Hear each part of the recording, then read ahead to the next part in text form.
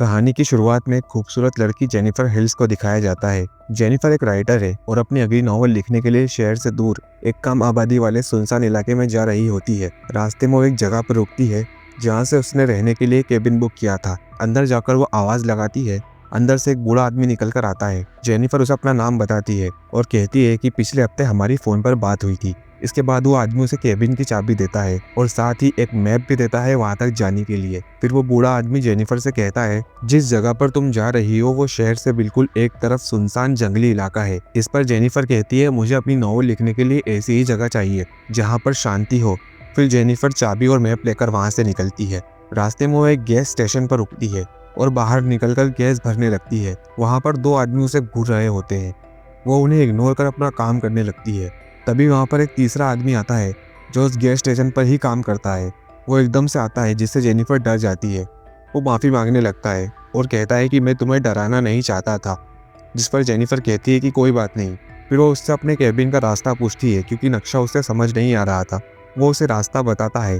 फिर वो उससे पूछता है, क्या तुम वहाँ पर अकेली जा रही हो? जिस पर जेनिफर जवाब देती है कि हाँ, मैं एक राइटर हूँ और अपनी नेक्स्ट नॉवल पर काम कर रही हूँ।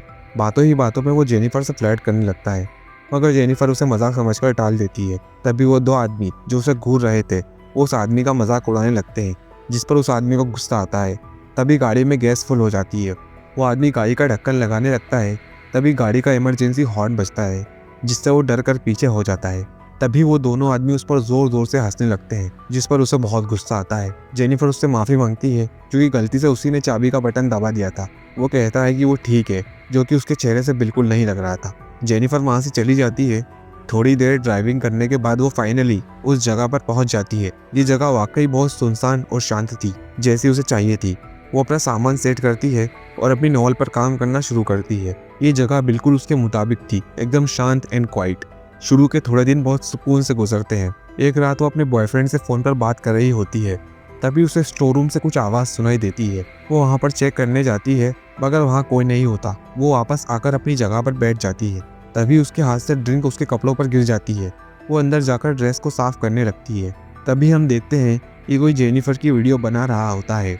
अगली सुबह जेनिफर जॉगिंग के लिए जाती है। वहाँ पर भी उसे ऐसा लगता है कि कोई लगातार उसे देख रहा है। वो वापस आती है और वॉश बेसिन का नल खोलती है तो उसमें से बहुत गंदा पानी आ रहा था। फिर जब वो कमोड चेक करती है तो उसका भी यही हाल था। फिर वो मैनेजमेंट को फ़ोन करती है और उन्हें सब बताती है। वो प्लम्बर को भेजने का बोलकर फ़ोन काट देते हैं। तभी जेनिफर का मोबाइल कमोड में गिर जाता है। अब वो बुरी तरह से फ्रस्ट्रेट हो जाती है। थोड़ी देर बाद प्लम्बर आकर सब ठीक करने लगता है। जब उसका काम हो जाता है तो जेनिफर बहुत खुश होती है और एक्साइटमेंट में उसे किस कर देती है। फिर वो उससे माफ़ी मांगती है। प्लम्बर बिना कुछ कहे बगैर पैसे लिए हड़बड़ाहट में वहाँ से चला जाता है। अगले सीन में हम देखते हैं उन गैस स्टेशन वाले आदमियों को। वो तीनों आपस में मजाक कर रहे थे। तभी वहाँ पर वो प्लम्बर भी आता है जिसे जेनिफर ने किस किया था। उसका नाम मैथ्यू होता है। तभी उनमें से एक आदमी जिसका नाम जॉनी था अपने दोस्त एंडी से पूछता है कि तुमने हम सबको यहाँ पर क्या दिखाने बुलाया है। इस पर एंडी कहता है, मैंने तुम सबको मैथ्यू की गर्लफ्रेंड के प्राइवेट मूवमेंट दिखाने के लिए बुलाया है। इस पर वो तीसरा आदमी स्टैनली बोलता है, मैथ्यू जैसे बेवकूफ की कोई गर्लफ्रेंड नहीं हो सकती। तभी एंडी कहता है, वो शहर वाली लड़की जिसने जॉनी का गैस स्टेशन पर मजाक उड़वाया था। इस पर जॉनी को फिर गुस्सा आता है। आगे एंडी बताता है कि उसने मैथ्यू को किस भी किया है, मगर जॉनी इस पर यकीन नहीं करता। फिर एंडी उन दोनों को वो वीडियो दिखाता है जो उसने जेनिफर के घर में घुसकर चुपके से बनाई थी। जॉनी वो वीडियो देखने के बाद उन दोनों से कहता है कि मैं बहुत जल्द उसे हासिल कर लूंगा। इस पर वो दोनों हंसने लगते हैं। फिर जॉनी कहता है, ऐसी शहर की लड़कियां बहुत आसानी से हाथ आ जाती है और अगर ना भी आई तो मुझे पता है कि मुझे क्या करना है और तुम्हें पता है एक बार जो मैं कह देता हूँ वो करके ही देता हूँ। तब एंडी और स्टैनली समझ जाते हैं कि मामला सीरियस है। तभी मैथ्यू जॉनी से कहता है कि वो ऐसी लड़की नहीं है। जिस पर जॉनी जवाब देता है कि तुम इन शहर की लड़कियों को नहीं जानते। इनका सिर्फ एक ही मकसद होता है, हम जैसे लड़कों को अट्रैक्ट करना। मगर तुम फिक्र मत करो, मैं तुम्हारा दोस्त हूँ, मैं तुम्हें भी मजे लेने दूंगा। अगले सीन में जेनिफर अपना नॉवल लिखने में बिजी होती है। उसका फोन अब खराब हो चुका है, जिससे वो बहुत फ्रस्ट्रेट होती है। उसका अपने काम में भी मन नहीं लगता। वो उठती है और एक मारियाना सिगरेट जलाकर उसे पीने लगती है, जिससे उसका स्ट्रेस कम होता है। फिर वो सो जाती है। फिर कुछ देर बाद किसी आवाज़ से उसकी नींद टूटती है। वो उठकर चेक करती है तो कोई नहीं दिखता। फिर वो दरवाज़ा लॉक करके वापस अंदर आती है और जैसे ही पानी पीने के लिए गिलास उठाती है तभी कांच टूटने की जोरदार आवाज़ आती है, जिससे जेनिफर की चीख निकलती है और पानी का गिलास उसके हाथ से छूटकर टूट जाता है। वो धीरे धीरे चलकर दरवाजा तक पहुंचती है और जब दरवाजा खोलकर देखती है तो वहां पर एक मरी हुई चिड़िया पड़ी थी, तभी स्टोर रूम से कुछ आवाजें आती है। वो वहां चेक करने जाती है। वो फिर वापस अपने केबिन में आती है। तभी वो तीनों जॉनी, एंडी और स्टैनली अचानक से उसके घर में घुस आते हैं। जेनिफर उन्हें देखकर बहुत ज्यादा डर जाती है और उन्हें फौरन वहां से जाने का बोलती है। इस पर जॉनी कहता है मेहमान नवाजी ऐसे की जाती है। तभी एंडी उसे कैमरे की तरफ देखकर स्माइल करने को कहता है। तभी स्टैनली ऊपर से उतरता है। उसके हाथ में जेनिफर की ब्रा होती है, जिसे देखकर वो तीनों हंसने लगते हैं। जेनिफर रोते हुए उसे कहती है तुम लोगों के लिए बेहतर होगा कि यहाँ से चले जाओ, वरना मैं पुलिस को कॉल करूंगी। इस पर जॉनी कहता है तुम पुलिस को कॉल करोगी या तुमने कर दी? जिस पर जेनिफर कहती है मैंने पहले ही पुलिस को फोन कर दिया। वो उससे पूछता है तुमने पुलिस को फोन कैसे किया? मैथ्यू ने तो हमें बताया कि तुम्हारा फोन पानी में गिर गया है। इस पर वो तीनों फिर से हंसने लगते हैं। तभी एंडी मैथ्यू को आवाज देता है। वो डरता हुआ अंदर आता है। जॉनी उसे पकड़कर जेनिफर के सामने लाता है। फिर वो जेनिफर से पूछता है मैथ्यू ने हमें बताया कि तुमने उसके काम के पैसे नहीं दिए। इस पर जेनिफर कहती है कि ये सच नहीं है, वो बिना पैसे लिए ही चला गया, मैं अभी पैसे देती हूँ। वो अपने पर्स से पैसे निकालने लगती है। तभी जॉनी कहता है इसकी फिक्र मत करो, पहले यह बताओ कि तुम जैसी खूबसूरत बला अकेली इस जंगल में क्या कर रही है? जिस पर जेनिफर जवाब देती है मैं एक राइटर हूँ और अपना काम करने आई हूँ। इस पर वो तीनों फिर से हंसने लगते हैं। जेनिफर फिर उनसे कहती है मेरा एक बॉयफ्रेंड है और वो जल्द यहाँ आने वाला है, इसलिए बेहतर है कि तुम सब यहाँ से चले जाओ। जिस पर जॉनी कहता है इस दुनिया में कोई ऐसा मर्द नहीं है जिसके हाथ तुम जैसी लड़की आए और वो उसे जाने दे। फिर वो जेनिफर के हाथ से फोन छीन कर फेंक देता है। जेनिफर अब रोने लगती है और उन सबको पैसे ऑफर करती है। उनसे कहती है कि तुम्हें जितने पैसे चाहिए मैं देने को तैयार हूँ, मगर प्लीज यहाँ से चले जाओ। फिर जॉनी उसे अपने साथ ड्रिंक करने को कहता है। जेनिफर मना करती है तो वो उसे फोर्स करता है। इसके बाद जेनिफर कहती है ठीक है मैं तुम्हारे साथ ड्रिंक लूंगी, मगर उसके बाद तुम सब यहाँ से चले जाओगे। फिर वो सब कहते हैं कि ठीक है हम चले जाएंगे।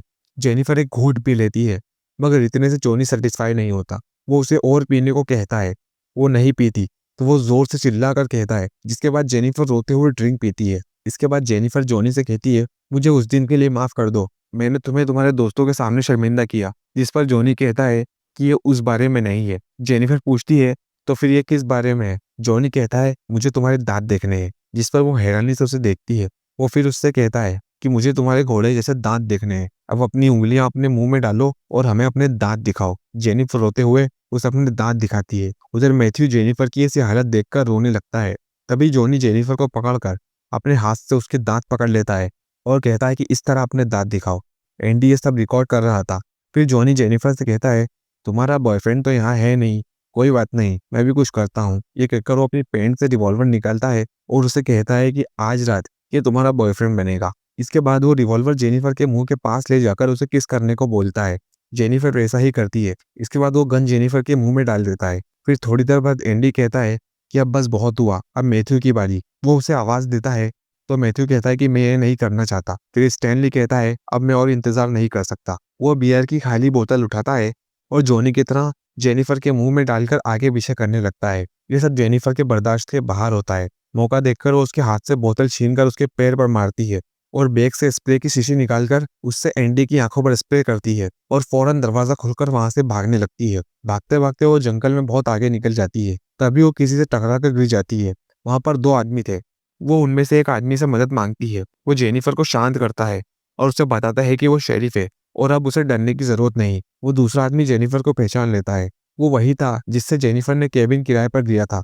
शेरिफ उसे घर जाने का कहकर खुद जेनिफर के साथ वापस केबिन में आता है। उसके हाथ में गन होती है। वो केबिन की तलाशी लेने लगता है, मगर वहां पर कोई नहीं होता। वो जेनिफर से कहता है कि शायद वो यहाँ से चले गए। फिर वो उससे थोड़ा सवाल पूछता है कि क्या तुम यहाँ पर अकेली रहती हो? जिस पर जेनिफर हाँ में सर हिलाती है। फिर वो उससे पूछता है कि तुम यहाँ कब से हो? जेनिफर कहती है कुछ दिनों से। फिर वो उससे पूछता है क्या कल रात तुमने शराब पी थी? जेनिफर घबरा कर कहती है आपको जाकर उन लोगों को पकड़ना चाहिए, इसके बजाय आप उनसे सवाल पर सवाल किए जा रहे हैं। अब शेरिफ का बिहेवियर थोड़ा चेंज होता है, मगर वो चुपचाप तलाशी लेने लगता है। तभी उसे वही मारियाना सिगरेट मिलती है जो जेनिफर ने पी थी। वो कहता है कि यहाँ मारियाना इलीगल है। उसका सारा ध्यान अब जेनिफर पर था। शेरिफ अब बैकअप बुलाने लगता है। जेनिफर को गुस्सा आता है। वो उससे कहती है मैं यहाँ पर विक्टिम हूँ, आपको पहले जाकर उन चारों को पकड़ना चाहिए। जिस पर शेरिफ कहता है तुम्हारे घर से शराब की बोतलें और मारियाना सिगरेट मिली है, मैं तुम्हें गिरफ्तार करता हूँ। इस पर जेनिफर रोते हुए कहती है उन लोगों ने मुझे मेरे घर में घुसकर सेक्सुअली असॉल्ट किया है, आपको मेरा यकीन करना ही होगा। फिर वो शेरिफ कहता है मैम मुझे अपनी कार्रवाई करने दीजिए। इसके बाद वो जेनिफर को दीवार की तरफ मुंह करने को बोलता है। जेनिफर को मजबूरन ऐसा करना पड़ता है। फिर वो जेनिफर की तलाशी लेने लगता है। फिर वो उसे पीछे से पकड़कर कहता है, मुझे सब कुछ बताओ, शुरू से लेकर आखिर तक। तभी वो चारों भी अंदर आ जाते हैं। यहाँ हमें पता चलता है कि शेरिफ भी इनके साथ मिला हुआ है। जेनिफर के लिए अब सारे रास्ते बंद हो चुके थे। वो उनसे आखिरी बार बोलती है, प्लीज मुझे छोड़ दो। लेकिन अब वो पांचों मिलकर उसे असॉल्ट करने लगते हैं। जॉनी कहता है, अपने दांत शेरिफ को भी दिखाओ। फिर शेरिफ उसे घुटनों पर झुका देता है और उसके बाल पकड़कर उसे खींचता है। तभी जेनिफर शेरिफ को एक थप्पड़ मार देती है। जवाब में शेरिफ भी उसे मारता है और उससे कहता है, ये तुम्हारा शहर नहीं है, यहाँ तुम्हें बचाने कोई नहीं आने वाला। फिर जॉनी जेनिफर को पकड़कर उठाता है और मैथ्यू को कपड़े उतारने बोलता है, मगर वो कुछ नहीं करता। फिर जॉनी अपनी जेब से चाकू निकालता है और उससे जेनिफर के कपड़े काटने लगता है। ये देखकर मैथ्यू भी अपनी पैंट उतार देता है। फिर शेरिफ जेनिफर को डांस करने को बोलता है। जेनिफर रोते हुए डांस करने लगती है। ये देखकर मैथ्यू को जोश आ जाता है और वो जॉनी से कहता है कि मैं ये करने के लिए तैयार हूँ। जॉनी जेनिफर के बाल पकड़कर मैथ्यू के पास लेकर आता है। मैथ्यू जैसे ही उसे किस करता है, वो उसके मुंह पर एक थप्पड़ मार देती है। फिर जॉनी और वो सब मिलकर जेनिफर को जमीन पर लिटाते हैं और उसकी टांगों को जोर से पकड़कर मैथ्यू को बुलाते हैं। मैथ्यू आकर अब जेनिफर का रेप करने लगता है। वो चिल्ला रही होती है, लेकिन किसी को उस पर तरस नहीं आता। तभी शेरिफ के घर से फोन आता है। वो जेनिफर का मुंह बंद करने का कहकर दूसरी तरफ जाता है। फोन पर उसकी बेटी होती है। वो शेरिफ से कहती है, डैडी आज संडे है और आप हर संडे को मेरे लिए ब्रेकफास्ट बनाते हैं। शेरिफ कहता है, डैडी अभी काम में बिजी है स्वीट हार्ट, मम्मी से कहना आने में देर हो जाएगी। इसके बाद वो फोन रख देता है। तभी जेनिफर उसने हाथ छुड़ाकर मैथ्यू को मारने लगती है, मगर मैथ्यू जोर से उसका गला दबा देता है और उसके अंदर डिस्चार्ज होकर उसके ऊपर गिर जाता है। फिर थोड़ी देर बाद वो उठता है तो सब उसे शाबाशी देने लगते हैं। शेरिफ अब जेनिफर के पास आता है, जो अपने होश में नहीं थी। वो उससे कहता है, तुम मुझे बाद में थैंक्स बोल सकती हो। फिर जेनिफर जैसे तैसे उठकर दरवाजा खोलकर बाहर निकल जाती है और जंगल की तरफ जाने लगती है, मगर वो पांचों भी उसके पीछे पीछे आ जाते हैं। फिर स्टैनली उसे पकड़कर जमीन पर लिटाता है और वहीं पर एक पानी से भरे हुए गड्ढे में बार बार उसका मुंह डुबोने लगता है। जेनिफर में अब बोलने की भी हिम्मत नहीं थी, वो बस कसमसा रही थी। फिर वो शेरिफ उसका रेप करने लगता है और फिर एक के बाद एक वो चारों उसका रेप करते हैं। जब जेनिफर को होश आता है तो वो आपस में बात कर रहे थे कि कौन ज्यादा देर तक टिका। वो अपनी सारी हिम्मत जुटाकर खड़ी होती है और जंगल में धीरे धीरे चलने लगती है। चलते चलते वो कांप रही थी। वो चारों भी उसके पीछे आते हैं। आगे एक झील थी। जेनिफर पीछे मुड़कर देखती है तो शेरिफ अपनी गन से उसे मारने के लिए तैयार था। फिर वो उस झील में कूद जाती है। वो चारों ऊपर से देखते हैं तो वो कहीं नहीं दिखाई देती। काफी देर वहीं खड़े रहने के बाद जॉनी शेरिफ से कहता है, मुझे लगता है वो मर चुकी है, वरना अब तक ऊपर आ चुकी होती। लेकिन शेरिफ को अब भी यकीन नहीं था। वो इन तीनों से उसकी लाश ढूंढने को कहता है। वो उसकी बात मानकर जेनिफर की डेड बॉडी ढूंढने लगते हैं, मगर काफी देर तलाश करने के बाद भी उनके हाथ कुछ नहीं लगता। मगर शेरिफ उनसे कहता है कि जब तक उसकी डेड बॉडी नहीं मिलती उसे ढूंढते रहो। फिर वो एंडी से कहता है, केबिन में जाओ और सब कुछ साफ कर दो, सारे सबूत जला दो। तभी वो एंडी के हाथ में कैमरा देखता है जिसमें उसने रिकॉर्डिंग की थी। वो उससे कैमरा छीनता है और उसमें से टेप निकालकर उसे तोड़ देता है। फिर वो जॉनी से जेनिफर की कार ठिकाने लगाने को बोलता है। जॉनी कहता है, इसमें तो 2 हफ्ते लग जाएंगे। तो शेरिफ उसे एक थप्पड़ मारता है और कहता है, मुझे ये काम जल्दी से जल्दी चाहिए। जिस पर जॉनी हाँ में सर हिलाता है। फिर वो तीनों केबिन में जाकर सारे सबूत जला देते हैं। अगले सीन में शेरिफ अपने घर पहुंचता है। उसकी बीवी उसका वेलकम करती है। फिर वो अपनी बेटी से मिलता है। उसकी बेटी का नाम चेस्टी है, जो उसे बताती है कि उसका अपने स्कूल के ऑनर्स प्रोग्राम में सिलेक्शन हो गया है, जिस पर शेरिफ बहुत खुश होता है। फिर वो शावर लेने चला जाता है। फिर अगले दिन वो केबिन के मालिक उस बूढ़े आदमी के पास आता है और उसे केबिन की चाबी देता है। वो शेरिफ से पूछता है, मिस हिल्स चली गई? जिस पर शरीफ कहता है कि हाँ वो कल चली गई। फिर वो वापस चला जाता है। ऐसे ही थोड़े दिन बीत जाते हैं। वो सब अब जेनिफर को मरा हुआ मान लेते हैं, मगर मैथ्यू को बार बार याद आती है। वो एक तरफ बैठा रहता है चुपचाप। तभी उसे जेनिफर का भूत दिखता है, जिससे वो डर जाता है और अपनी आंखें बंद कर लेता है। फिर जब अपनी आंखें खोलता है तो वहाँ कोई नहीं होता। फिर अगले सीन में शेरिफ अपनी बीवी के साथ टीवी देख रहा होता है। तभी केबिन के मालिक का फोन आता है। वो शेरिफ से कहता है कि एक औरत आई है और वो जेनिफर हिल्स के बारे में पूछ रही है। इस पर शेरिफ हड़बड़ा जाता है। वो उससे कहता है, तुम्हें सब पता है, वो चली गई थी। तो केबिन का मालिक कहता है, उसे 1 महीने से किसी ने नहीं देखा। तुम वो आदमी हो जिसने उसे आखिरी बार देखा था। इस पर शेरिफ कहता है, ठीक है मैं देखता हूँ। ये बोलकर वो फोन रख देता है। फिर अगले सीन में जॉनी अपने दोस्त के साथ बैठा होता है। तभी एंडी भागता हुआ आता है और उन्हें बताता है कि उसकी टेप चोरी हो गई, किसी ने उसे चुरा लिया। वो उससे पूछते हैं कि टेप तो शेरिफ ने तोड़ दी थी, तो वो बताता है कि वो दूसरी टेप थी, रिकॉर्डिंग वाली उसने छिपा ली थी। इस पर जॉनी को गुस्सा आता है और वो उसे मारने लगता है। तभी स्टैनली बीच में आता है और उससे कहता है, हमें मिलकर इस सब से निकलना होगा। फिर अगले सीन में जॉनी अपने घर में सिगरेट पीता हुआ टीवी देख रहा होता है। तभी उसके घर के दरवाजे पर कोई पत्थर मारता है। वो बाहर निकलकर देखता है तो वहाँ कोई नहीं होता, मगर वहीं एक मरी हुई चिड़िया पड़ी होती है, ठीक वैसे जैसे उसने जेनिफर के घर के बाहर फेंकी थी। उसे लगता है कि उसके दोस्त उसके साथ मजाक कर रहे हैं। वो वापस अंदर आता है, लेकिन फिर से आवाज आती है। वो फिर बाहर जाता है। वहां पर दूसरी चिड़िया पड़ी होती है। वो आवाज लगाता है, लेकिन फिर कोई नहीं आता। वो फिर अंदर आता है, लेकिन फिर तीसरी बार आवाज आती है। अब वो डर जाता है, लेकिन फिर वो रिवॉल्वर उठाकर बाहर आता है, लेकिन इस बार जेनिफर की चप्पल वहां पर पड़ी होती है। वो अंधाधुंध 3-4 गोलियां चला देता है। तभी उसे झाड़ियां हिलती हुई दिखाई देती है। वो उस तरफ भागता है, तो वहां मैथ्यू के रबर बैंड पड़े होते हैं। वो उसे गालियां देता हुआ वापस अपने घर में चला जाता है। फिर अगले सीन में शेरिफ अपनी बीवी के लिए फ्लावर्स लेकर आता है। वो प्रेग्नेंट थी। वो उसे बताती है कि आज सुबह किसी ने एक टेप भेजी है। वो जब उसे देखता है, तो उस पर एंडी का नाम लिखा हुआ होता है। अब शेरिफ का दिमाग खराब होता है। वो अपनी बीवी से पूछता है, किसी ने इसे देखा तो नहीं? तो वो मना कर देती है। वो उसे थोड़ी देर में आने का कहकर निकल जाता है। अगले सीन में जॉनी के घर पर स्टैनली और एंडी आते हैं। वो उन्हें जेनिफर की चप्पल दिखाता है। तभी वहाँ शेरिफ आता है और वो टेप एंडी के मुंह में घुसा देता है। फिर जॉनी शेरिफ से कहता है कि वो मैथ्यू है जिसने एंडी की टेप चुराई और कल रात जेनिफर की चप्पल उसके घर के दरवाजे पर छोड़ी। ये सुनने के बाद शेरिफ कहता है कि वो कहाँ है। तो जॉनी बोलता है कि उसे उस दिन के बाद से किसी ने नहीं देखा। फिर शेरिफ उन तीनों से कहता है कि आज रात तक मुझे मैथ्यू चाहिए। फिर वो उस टेप को एंडी के मुंह से निकालकर आग में डाल देता है और वहां से चला जाता है। अगले सीन में शेरिफ और वो बूढ़ा आदमी जंगल में शिकार कर रहे होते हैं। फिर शेरिफ उसी विस्की की बोतल देता है जो उस बूढ़े आदमी को बहुत पसंद थी। फिर वो उसे मार देता है, क्योंकि वो आखिरी आदमी था जो जानता था जेनिफर के बारे में। अगले सीन में मैथ्यू उसके घर के दरवाजे के बाहर बैठा होता है। तभी अंदर से उसे जेनिफर की आवाज आती है। वो दौड़कर अंदर जाता है। आवाज ऊपर से आई थी। वो सीढ़ियां चढ़कर ऊपर जाता है, तो वहां कोई नहीं होता। वापस नीचे आते हुए वो सीढ़ियों से गिरकर बेहोश हो जाता है। जब उसे होश आता है, तो जेनिफर उसके सामने बैठी होती है। वो उससे कहता है, मुझे पता था तुम जिंदा हो। इस पर जेनिफर कहती है, तुम्हें यकीन है कि तुम सपना नहीं देख रहे? फिर वो उसे अपने पास बुलाती है। वो खिसकता हुआ जेनिफर के पास आता है। वो उससे कहता है, मुझे तुमसे कुछ कहना है। इस पर जेनिफर कहती है, मुझे पता है, इसमें तुम्हारी गलती नहीं है। तुम तो मेरी मदद करना चाहते थे। वो उससे पूछता है, तुम ठीक हो? वो जवाब देती है कि हाँ, मैं ठीक हूँ। मैथ्यू उससे माफी मांगता है और जेनिफर की गोद में सर रखकर रोने लगता है। तभी जेनिफर एक रस्सी से उसका गला घोटने लगती है और उसे खींचते हुए दूसरी तरफ ले जाती है। अगले सीन में स्टैनली और एंडी मैथ्यू को ढूंढ रहे होते हैं। तभी स्टैनली को किसी के भागने की आवाज आती है। वो उसका पीछा करता है, तो वो एंडी होता है। फिर उन दोनों को एक धुन सुनाई देती है। वो उस धुन का पीछा करते हुए एक घर की तरफ जाते हैं। स्टैनली घर के अंदर जाकर चेक करता है और एंडी घर के बाहर। तभी एंडी को जेनिफर दिखाई देती है। उसे देखकर उसकी तरफ बढ़ता है। तभी उसका पैर एक फंदे में फंस जाता है जो जेनिफर ने लगाया था। वो चीखता है और स्टैनली को आवाज देने लगता है। उसकी आवाज सुनकर स्टैनली आता है। तभी जेनिफर पीछे से उस पर बेड से हमला करती है। फिर एंडी को भी बेड से मारकर बेहोश कर देती है। जब स्टैनली को होश आता है, तो वो बाथटब के ऊपर बंधा हुआ होता है। वो एंडी को आवाज लगाता है। तभी बाथटब पानी से भरने लगता है। बाहर एंडी एक पेड़ से बंधा हुआ था और जेनिफर उसकी रिकॉर्डिंग कर रही होती है। वो उसे कैमरे की तरफ देखकर मुस्कुराने को कहती है। अंदर से स्टैनली के चिल्लाने की आवाज आती है। तभी जेनिफर एंडी से कहती है, तुम्हें भूख लगी होगी, मैं तुम्हारे लिए कुछ लाई हूँ। फिर वो एक मरा हुआ चूहा निकालकर एंडी के मुंह में घुसा देती है। इसके बाद वो मछली पकड़ने वाला कांटा निकालती है और उसे एंडी की दोनों पलकों में फंसाकर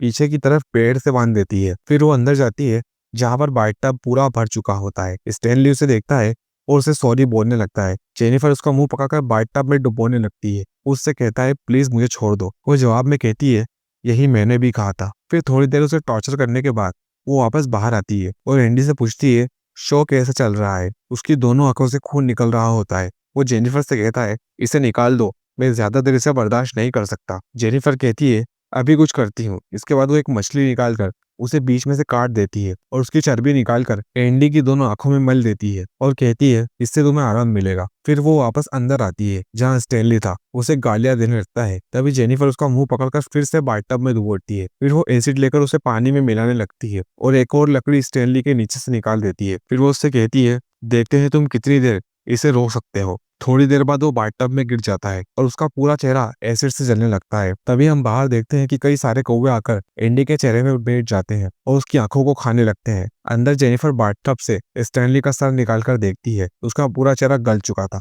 अगले सीन में जॉनी गैस स्टेशन पर होता है। तभी एक कस्टमर आती है। उसे देखकर उसके पास आता है। तभी वो पलटकर एक लोहे की रॉड से उसके चेहरे पर हमला करती है, जिससे वो गिरकर बेहोश हो जाता है। वो जेनिफर थी।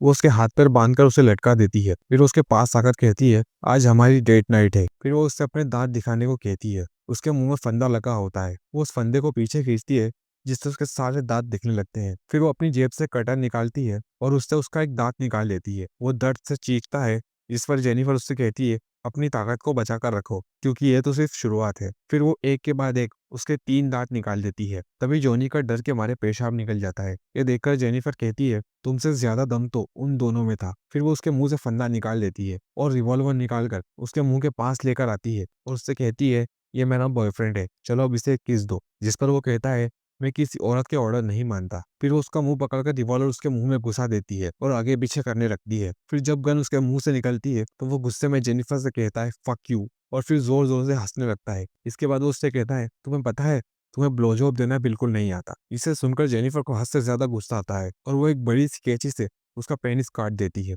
और वो कटा हुआ पेनिस उठाकर उसी के मुंह में घुसा देती है और वहां से चली जाती है। जॉनी बहुत देर तक चीखता है और फिर ज्यादा खून बहने की वजह से उसकी मौत हो जाती है। अगले सीन में शरीफ ड्राइविंग कर रहा होता है, तभी उसकी बीवी का फोन आता है। वो उससे कहती है, चेस्टी की नई टीचर आई है, वो तुमसे बात करना चाहती है। चेस्टी फोन जेनिफर को देती है। शरीफ उससे उसका नाम पूछता है तो वो बताती है, जेनिफर हिल्स। ये सुनकर शरीफ का दिमाग घूमता है। वो उससे पूछता है, तुम मेरे घर पर क्या कर रही हो, प्लीज मेरी बेटी को कुछ मत करना। जेनिफर फोन काट देती है। शरीफ जल्दी से घर पहुंचता है।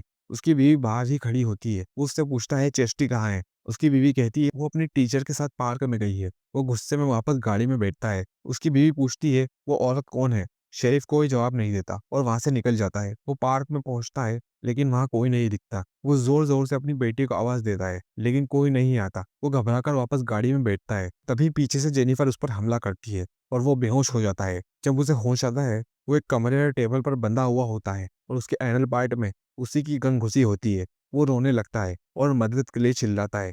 तभी जेनिफर आती है और उससे पूछती है, क्या तुम्हें दर्द हो रहा है, मुझे लगा तुम्हें ये पसंद होगा। वो चिल्लाकर उससे पूछता है, मेरी बेटी कहाँ है, तुमने उसके साथ क्या किया। जेनिफर जवाब देने के बजाय वो गन पकड़कर और अंदर घुसा देती है। वो दर्द से कराहने लगता है। फिर वो उससे कहती है, तुम्हारी बेटी बहुत खूबसूरत है, बहुत छोटी भी है और बहुत मासूम भी। तुम्हें कैसा लगता जब कोई उसके साथ ये करता, जिससे एंडी, जॉनी या स्टैनली या तुम खुद। वो गन को पकड़कर तेजी से अंदर बाहर करने लगती है और आखिर में गन को अंदर तक घुसा देती है। शेरिफ दर्द से रोने लगता है और फिर उससे कहता है, वो एक इनोसेंट लड़की है। जिस पर जेनिफर कहती है, तो मैं क्या थी।